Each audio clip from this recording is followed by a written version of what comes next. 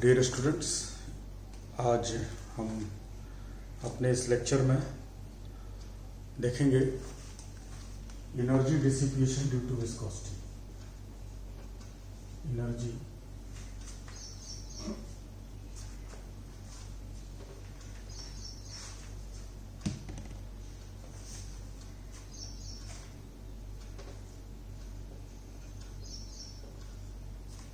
dissipation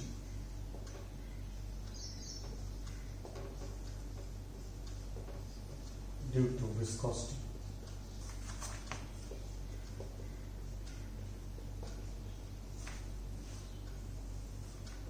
energy dissipation due to viscosity, इसका मतलब ये है कि जब फ्लूइड फ्लो करेगा तो विस्कोसिटी के कारण यानी फ्रिक्शन के कारण जो एनर्जी लॉस होगा वो कितना होगा ये हम देखेंगे। तो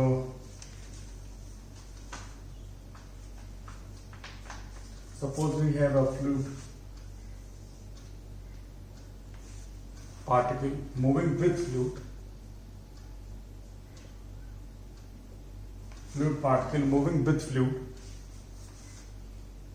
and the total volume is V, density is rho,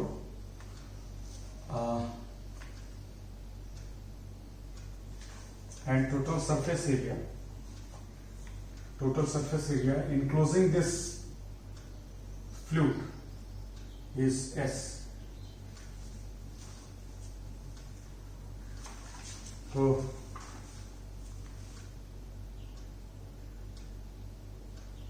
let the velocity is q.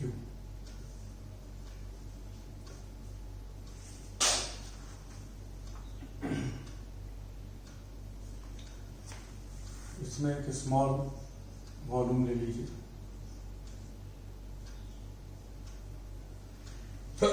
Sorry, point P पर मान लीजिए कोई फ्लूइड पार्टिकल लिया हमने, इसका एक पार्ट, और इसका अपना वॉल्यूम है डेल्टा वी। तो mass of this fluid particle is rho into delta V,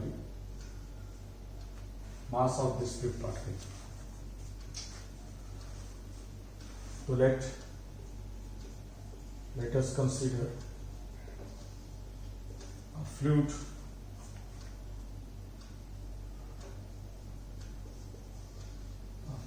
particle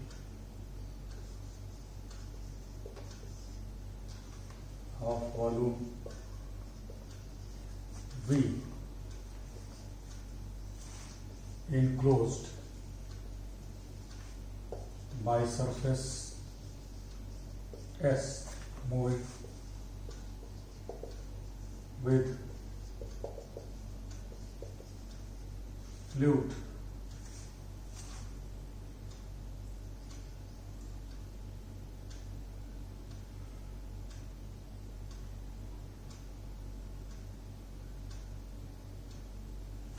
with the fluid.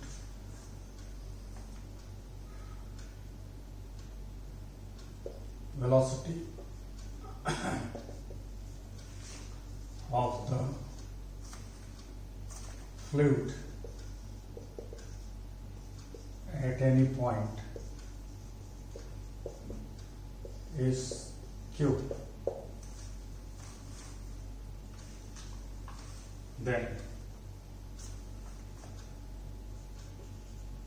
kinetic energy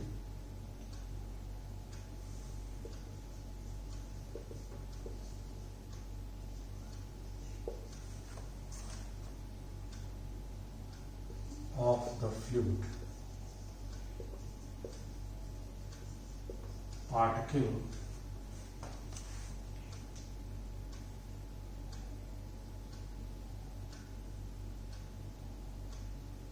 of volume delta V is 1/2 mass velocity square. इस फ्लूइड पार्टिकल की काइनेटिक एनर्जी ये होगी। Now the rate of change of kinetic energy, rate of change of kinetic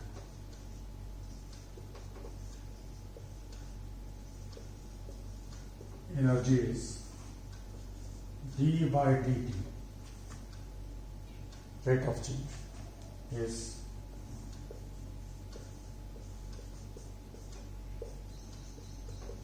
this, that is, अब motion के समय अगर ये मान के चलें कि मास चेंज नहीं हो रहा, तो फिर ये हम बाहर ले सकते हैं, और इसका जो डेरिवेटिव होगा वो क्या होगा, that is 2 times q dot D Q by D T, because ये क्या है, this is q dot q, तो इसका डेरिवेटिव आप जानते हैं ये होगा।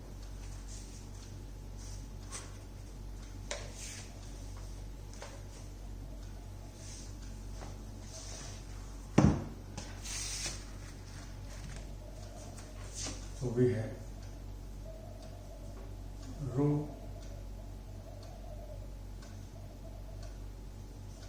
q dot dq by dt delta v। तो ये जो स्मॉल फ्लूइड एलिमेंट है, इसकी काइनेटिक एनर्जी में पर यूनिट टाइम जो चेंज आएगा वही होगा। तो टोटल फ्लूइड में कितना चेंज आएगा ये देखेंगे। हेंस टोटल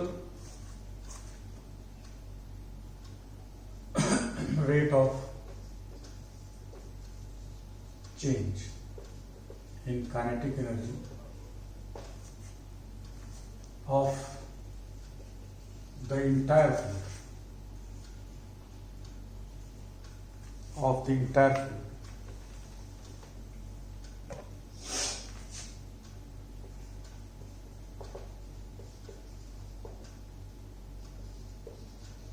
is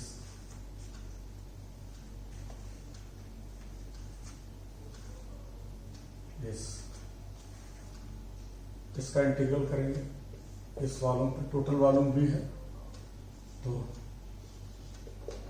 हमें मिलेगा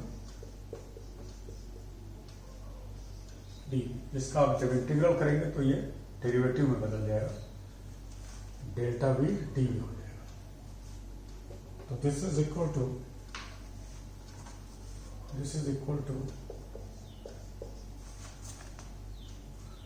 q dot dq by dt dv।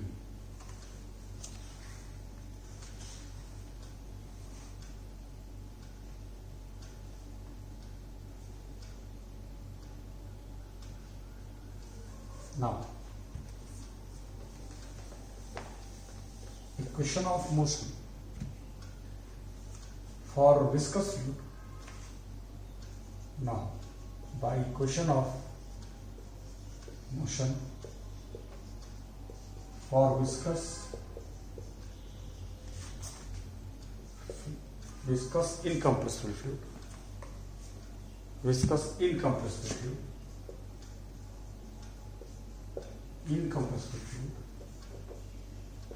of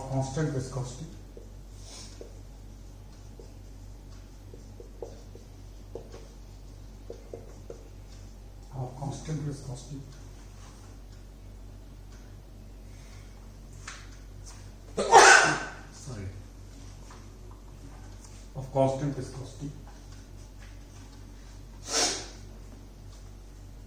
is the equation of motion।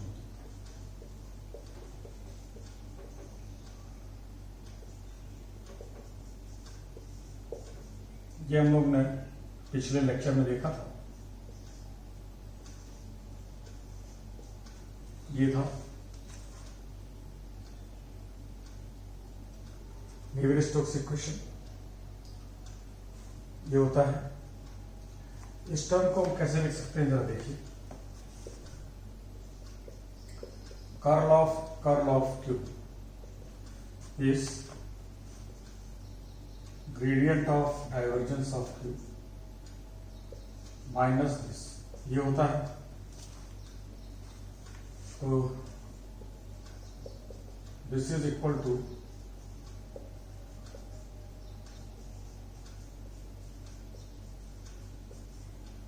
This. तो यहां हो जाएगा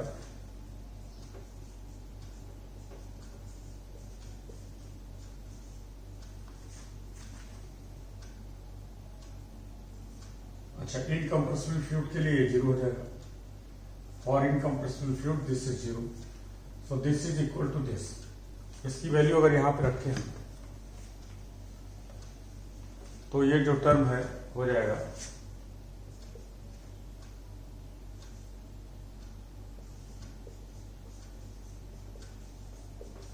ये,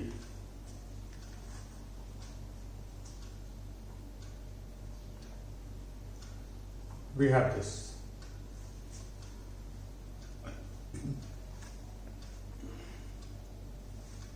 इस वैल्यू को यहां सब्स्टिट्यूट करेंगे।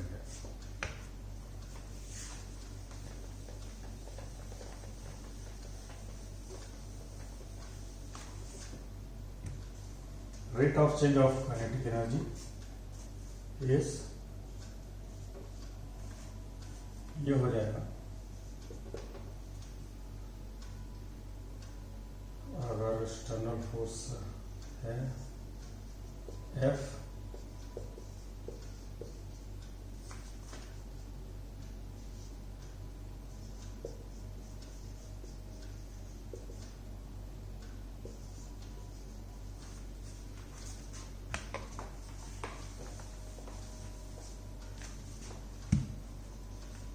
this।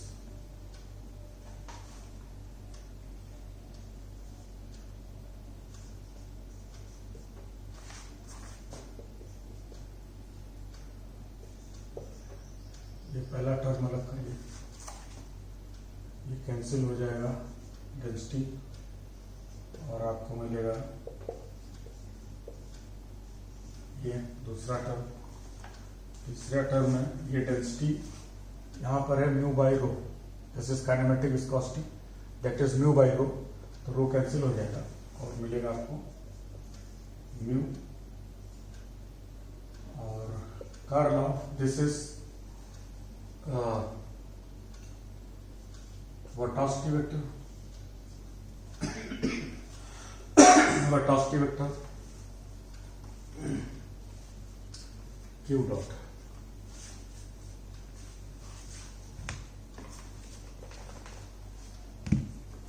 Q dot curl of vorticity vector D,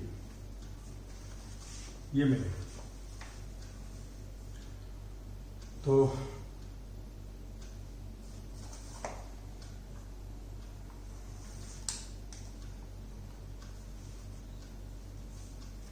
यहां पर जो टर्म्स हैं इनको देखिए,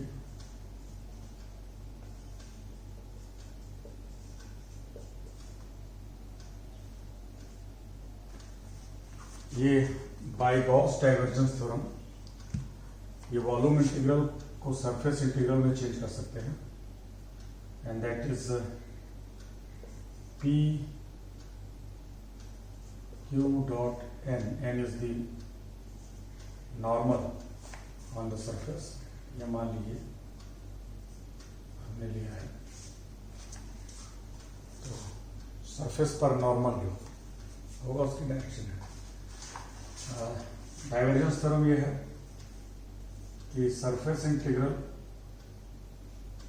of any vector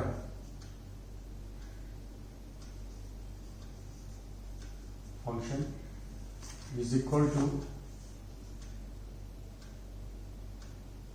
divergence of F volume integral. Surface integral को वॉल्यूम इंटीग्रल में इस थ्योरम से चेंज कर सकते हैं। तो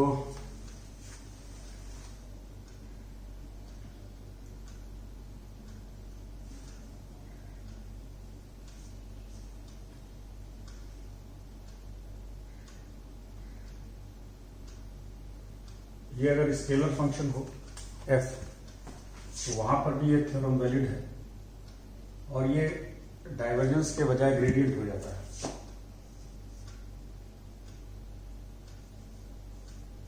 ऐसे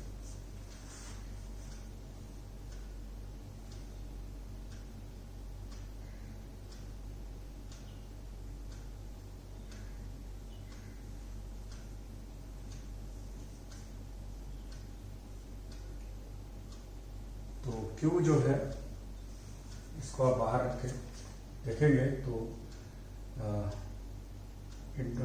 volume integral of this is this P and ds, ठीक है। और Q के साथ डॉट प्रोडक्ट अगर आप लेंगे उसको अंदर ले लीजिए तो ये है।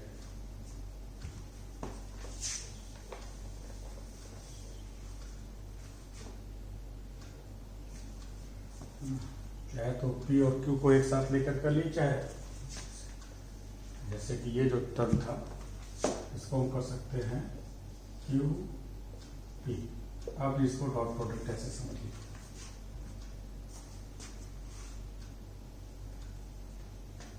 इसको यहां पे एक्सप्लेन कर देते हैं अलग से, Q डॉट इसको अलग से एक्सप्लेन कर देते हैं। देखिए ये थ्योरम होती है divergence of product of two function जिसमें एक स्केलर है एक वेक्टर है।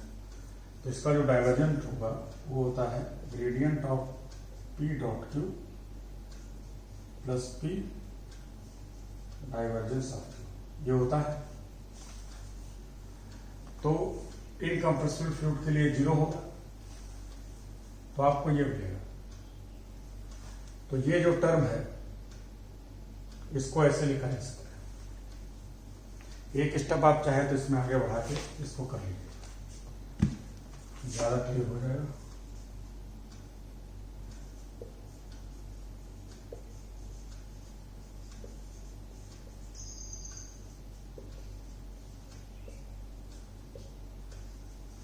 ये हो जाएगा।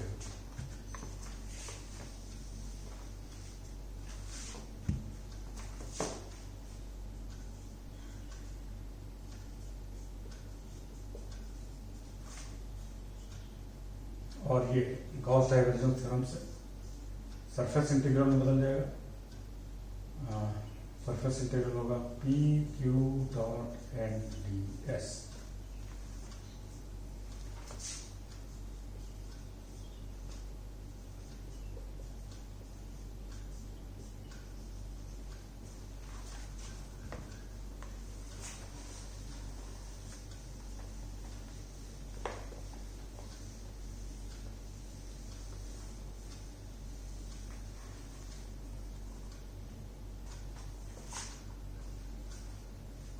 तो वी हैव दिस। तो rate of change of kinetic energy ये आएगा। Rate of change of kinetic energy is this. इसमें 3 टर्म है। पहला टर्म जो है वो बताता है कि this is the work done per unit time by the body force. Body force की वजह से जो एनर्जी में चेंज आएगा, काइनेटिक एनर्जी में चेंज आएगा, तो वो कन्वर्ट हो जाएगा वर्क डन। यानी कि जो इस फ्लूइड पार्टिकल के मोशन में जब मूव करेगा तो जो वर्क डन होगा, तो बॉडी फोर्स की वजह से जो एनर्जी में चेंज आएगा वो ये है। प्रेशर फोर्स की वजह से जो एनर्जी में चेंज आएगा काइनेटिक एनर्जी में वो ये है। माइनस साइन लॉस को दिखाता है। और ये है, ये भी माइनस साइन ही था यहाँ पे। ये माइनस है।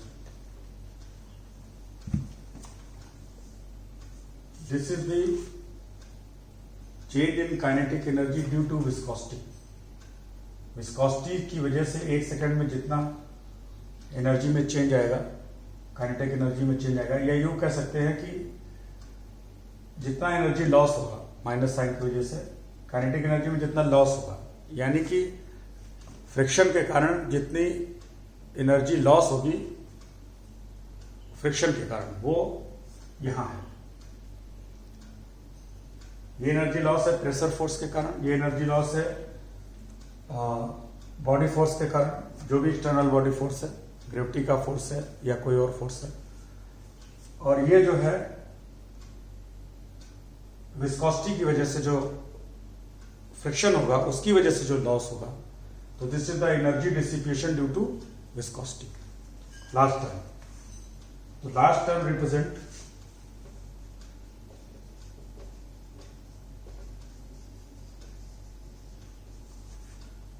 represent work done or per unit time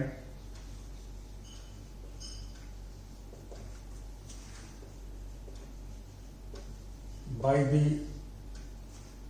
viscous forces.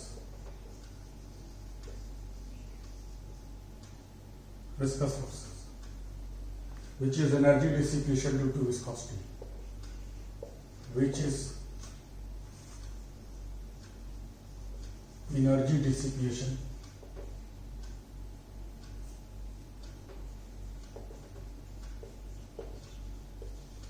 due to viscosity.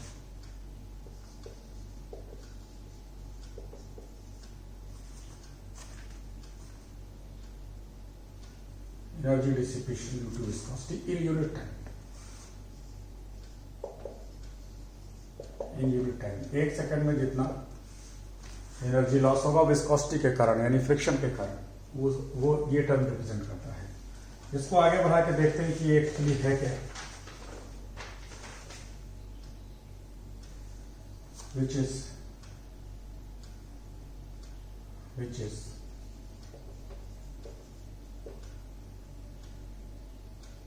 Minus, minus का मतलब लॉस है, इसलिए अलग से लगाने की जरूरत नहीं। तो जो energy dissipation due to viscosity है वो है म्यू टाइम्स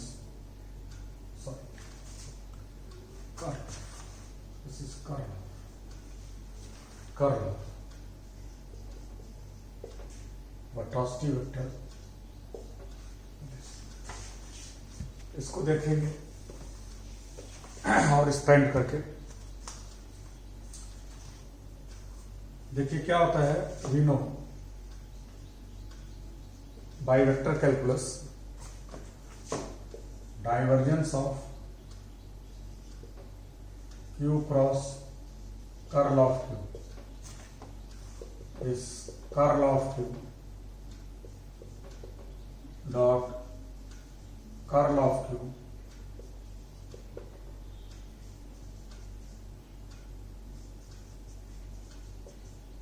ये होता है divergence of product of two vector is this.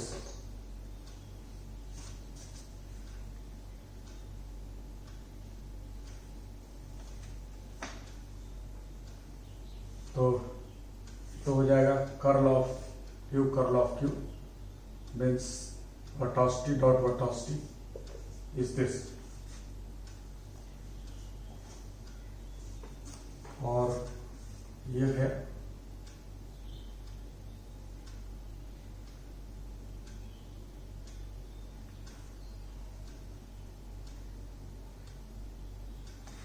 Q dot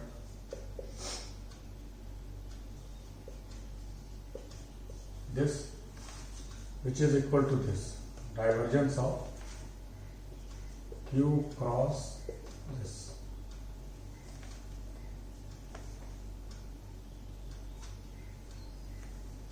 तो इसकी value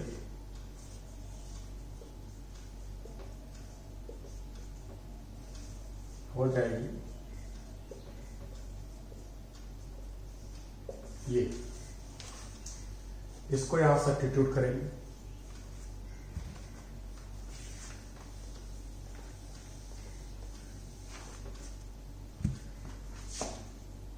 energy dissipation is equal to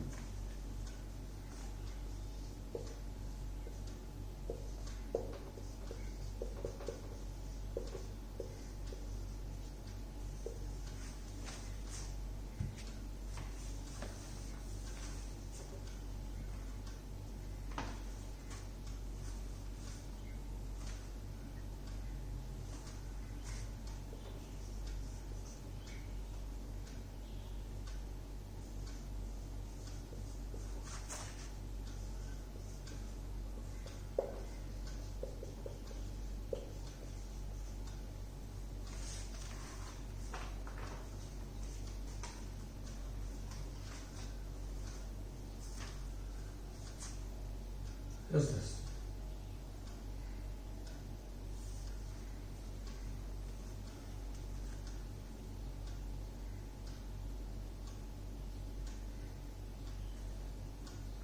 This is the energy dissipation due to viscosity. अब इसमें भी दो टर्म है, देखिए ये डाइवर्जेंस है इस फंक्शन का, तो इसमें गॉस डाइवर्जेंस थ्योरम लगा सकते हैं। अगर ये वॉल्यूम इस सरफेस एस से इनक्लोज्ड है तो this volume integral can be change into surface integral by Gauss divergence theorem, that is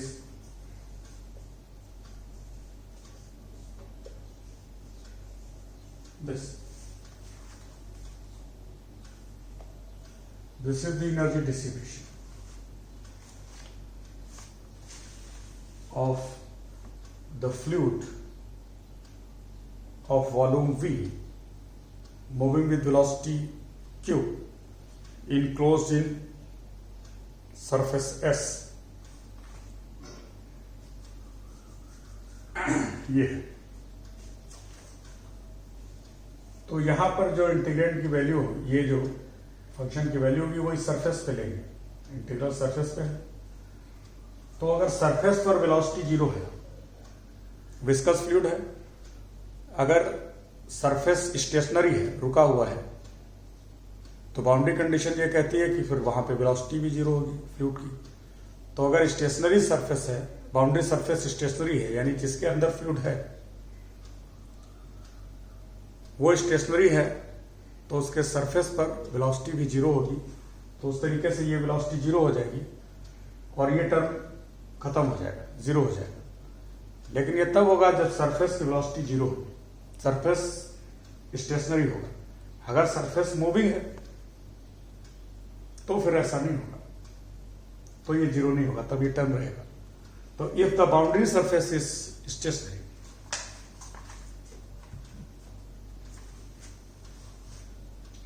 this is the energy dissipation due to viscosity.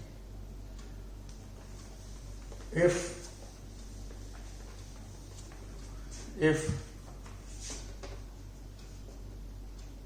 boundary surface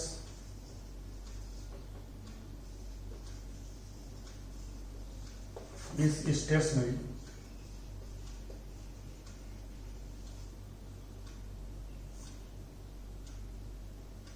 then second term Q is zero on surfaces. So W is equal to this. ये simple expression मिल जाएगा। Energy dissipation due to viscosity of a fluid of volume V enclosed by a stationary boundary moving with velocity q is this। यहां पे ये क्या है, curl of, तो ये मिलेगा this is the energy dissipation due to viscosity of incompressible fluid moving with velocity q enclosed by a boundary surface, stationary boundary surface, and the volume of fluid is V.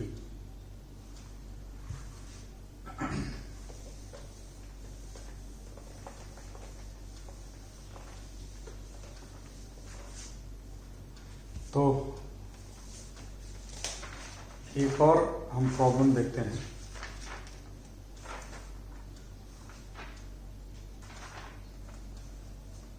Problem यह है कि so that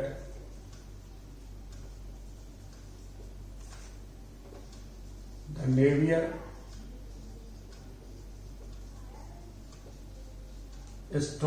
equation for study viscous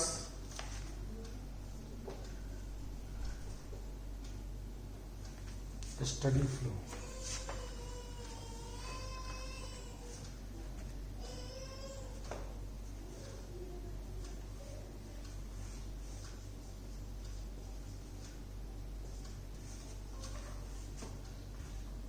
Of a viscous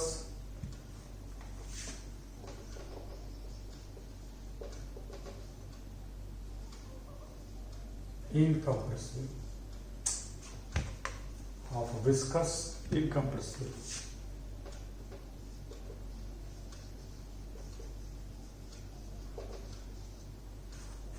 fluid under conservative body forces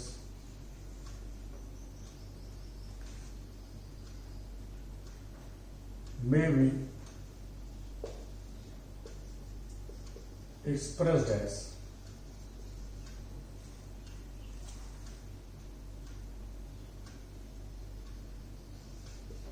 Q cross curl of Q means velocity vector, Q cross xi is the velocity vector, gradient of phi P by rho 1 by 2 Q dot Q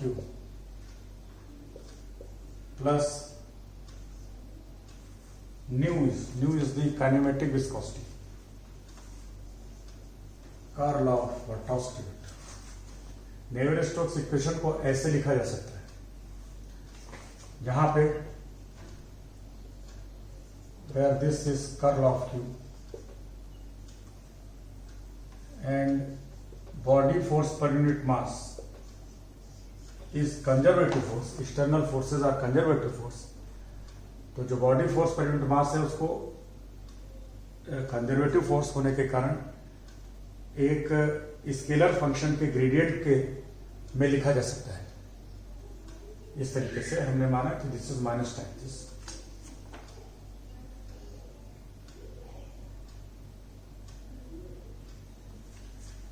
इसको हम देखेंगे.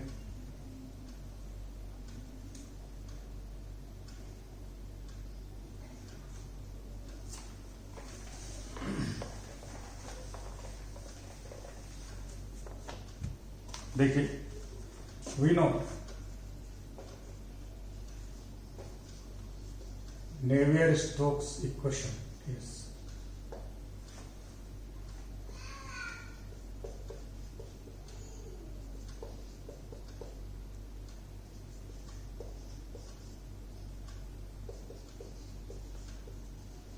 we know the Navier-Stokes equation is this for incompressible fluid of constant viscosity. This is the Navier-Stokes equation. ये है del Q by del T, Q dot del Q. ये material derivative ऐसे लिख सकते हैं. इस टर्म को आगे लिखेंगे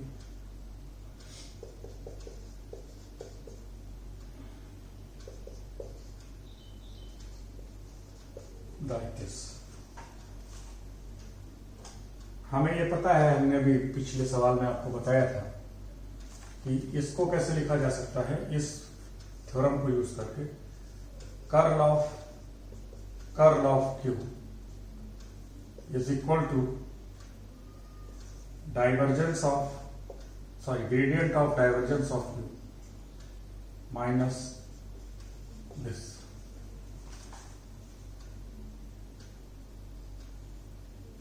इसको ऐसे लिख सकते हैं,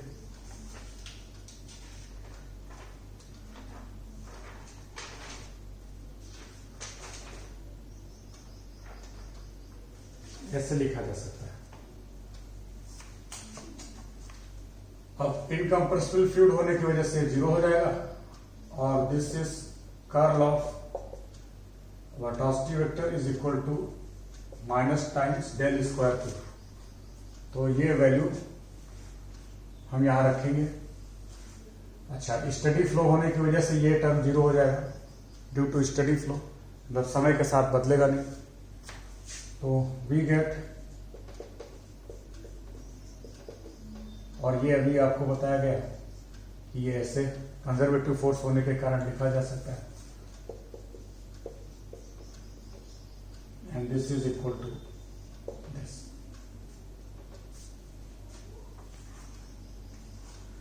तो ये मिल जाएगा आपको। और देखिए, अब इस टर्म को हम लिखेंगे now, since Q dot,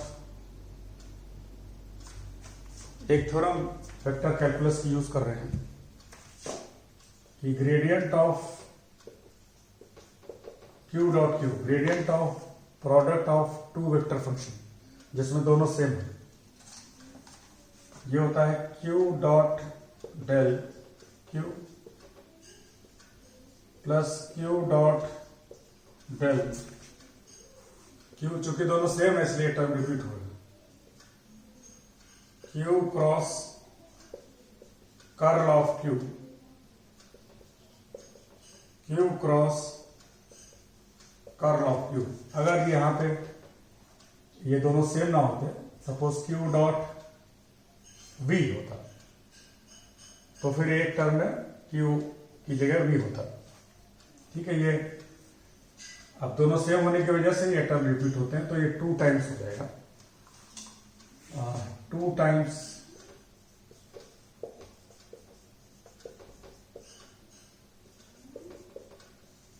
this. ये वेलोसिटी वेक्टर है, इसको यहां पे डिवाइड कर लीजिए, हमको इसकी वैल्यू चाहिए। तो वी हैव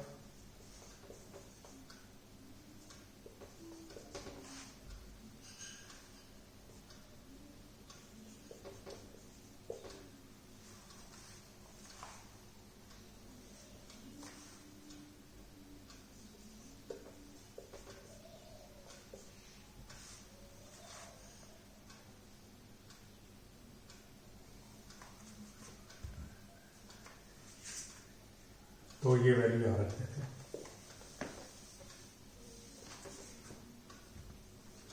ये वैल्यू यहां रख देते हैं, 1/2 gradient of Q dot Q, Q cross Xi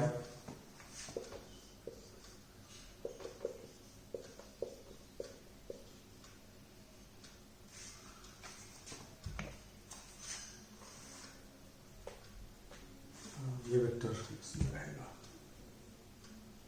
new.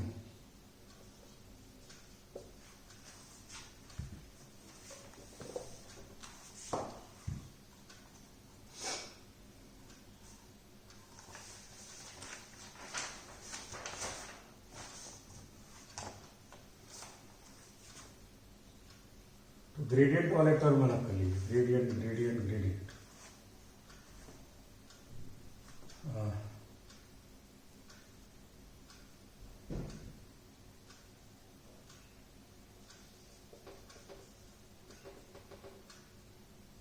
Minus times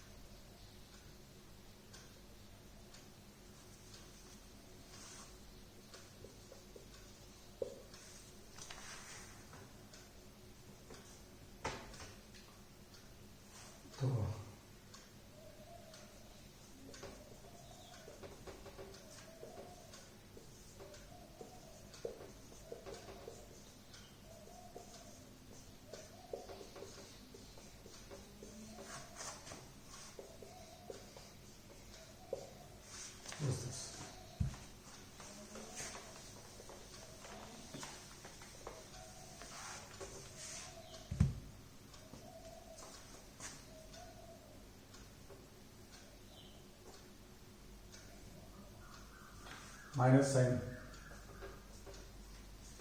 हटा लीजिए। तो यही हमको दिखाना है।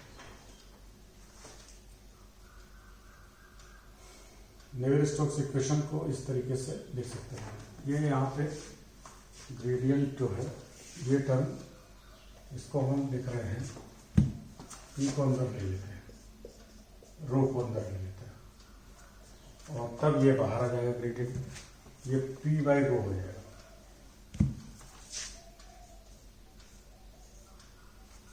पी बाई रो हो जाएगा। इनकम्प्रेसिबल फ्लूइड में डेंसिटी कांस्टेंट होगी, इसलिए इसको अंदर ले सकते हैं। तो इस फॉर्म में लिख सकते हैं। ये हमने दिखा दिया, ये हमको दिखाना था। ओके, एक सवाल और देखेंगे।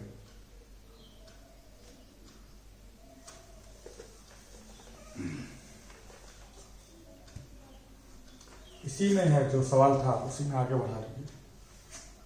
Also so that rate of change of circulation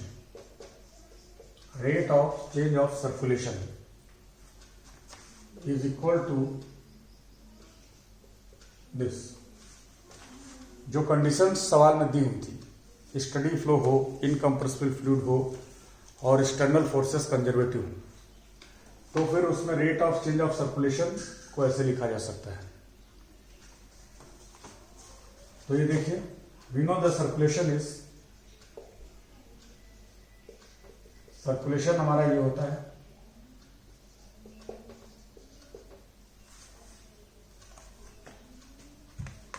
circulation around a curve C is this. ये होता है, हमें मालूम है।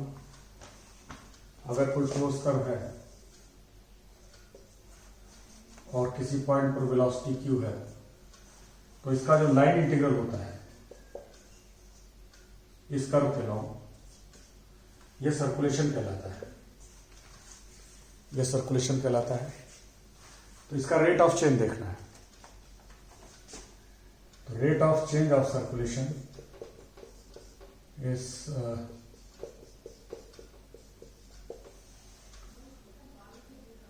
Dot D R.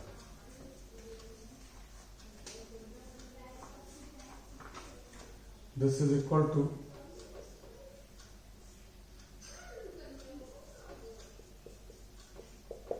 Dot D R.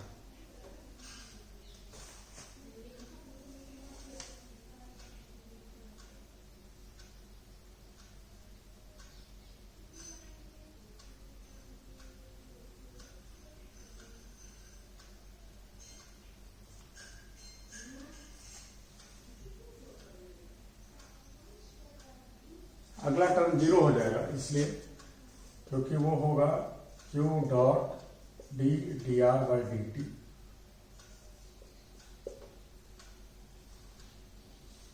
मतलब डी आर बाहर आ जाएगा। इस टर्म को देखिए, इस टर्म में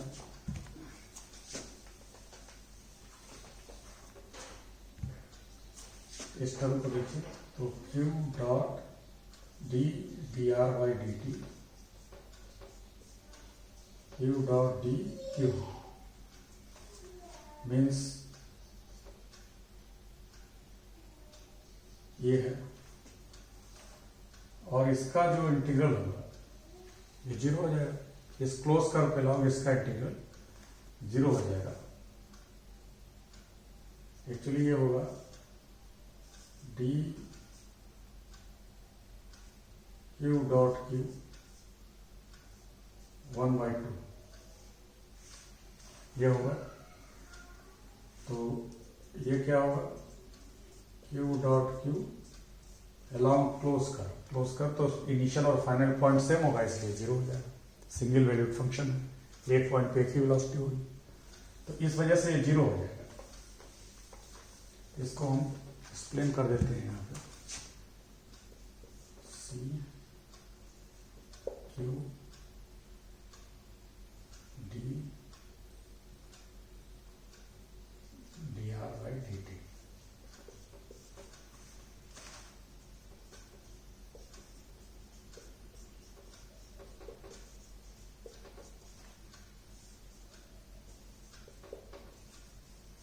ये 0 है, this is 0.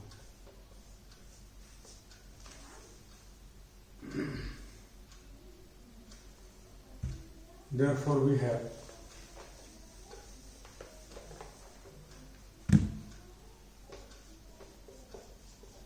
rate of change of circulation is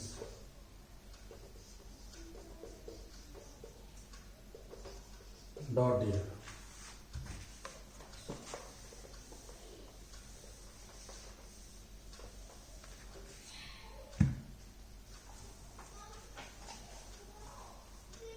This. अब इसमें हम अभी जो हमने नेवियर-स्टोक्स इक्वेशन देखा था उससे इसकी वैल्यू रख देते हैं. यहाँ पे हमने नेवियर-स्टोक्स इक्वेशन का ये रिलेशन डिराइव किया था.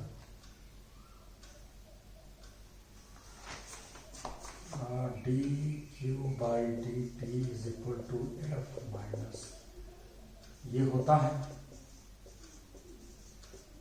ये होता है, यहाँ प्लस है,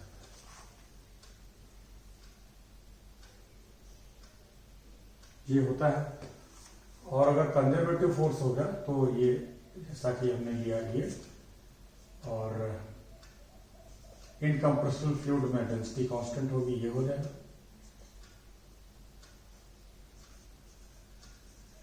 ये होगा.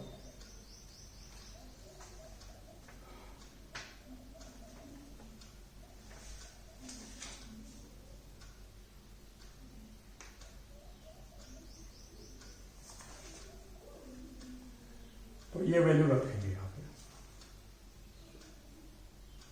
ग्रेडियंट ऑफ फाई, ये टर्म हो गया और ये टर्म हो जाएगा डॉट डी.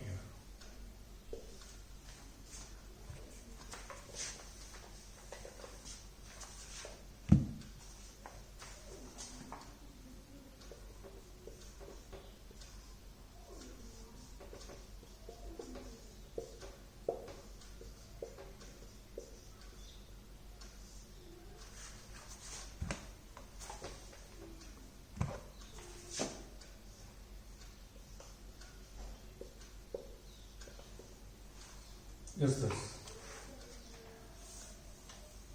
और ये gradient of some function dot dr is d times this. ये आपको पता हो, gradient of some function dot dr is d. ये होता है, इसको दिखा सकते हैं.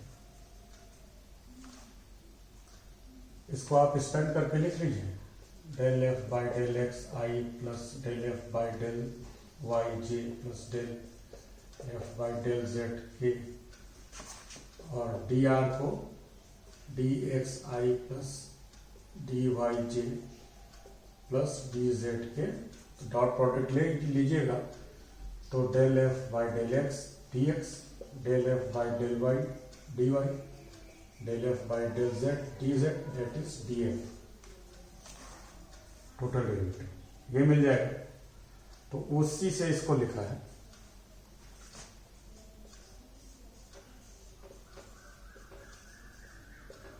Is this.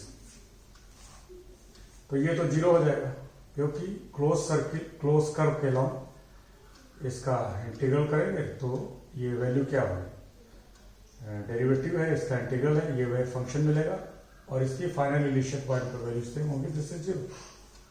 So we have this.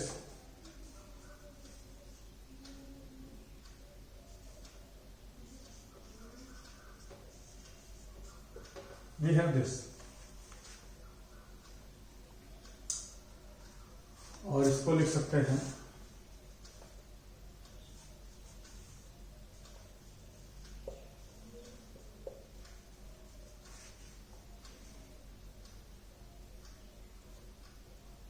this can be written as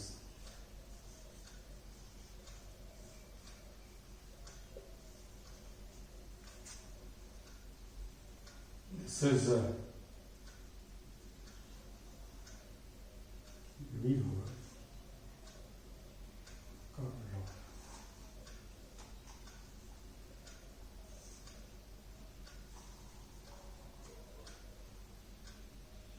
और यहाँ पे Q होता है, Q होता है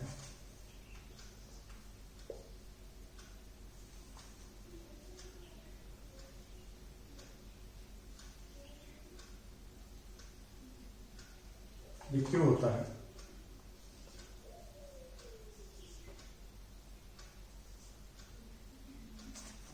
तो ये होगा Q dot D,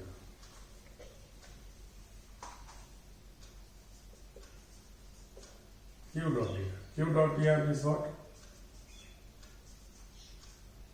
This is circulation. This is circulation. ये क्या है? Circulation. तो rate of change of circulation is equal to this. ये विस्कोसिटी पे डिपेंड करता है और नॉन विस्कस फ्लूइड में ये सर्कुलेशन जीरो होता है. ये भी हम देख चुके हैं, केल्विन सर्कुलेशन थ्योरम है. Rate of change of circulation is zero, क्योंकि वहां विस्कोसिटी जीरो होती है तो ये जीरो होता है. विस्कस फ्लूइड के केस में ये सर्कुलेशन है. Rate of change of circulation is this. For non viscous fluid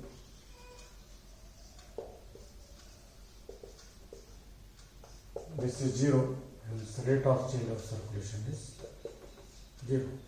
For viscous fluid, the rate of change of circulation is this. लेकिन दिए हुए कंडीशन में जो बताएगी कि फ्लूइड इनकम्प्रेसिबल हो, फ्लो स्टेडी हो, एक्सटर्नल फोर्सेस कंजर्वेटिव हो, तब ऐसे नहीं. तो ये आपका कुछ पार्ट था नेवियर-स्टोक्स इक्वेशन पर आधारित. आगे हम और प्रॉब्लम्स को देखेंगे, अपना टॉपिक बढ़ाएंगे. Thank you.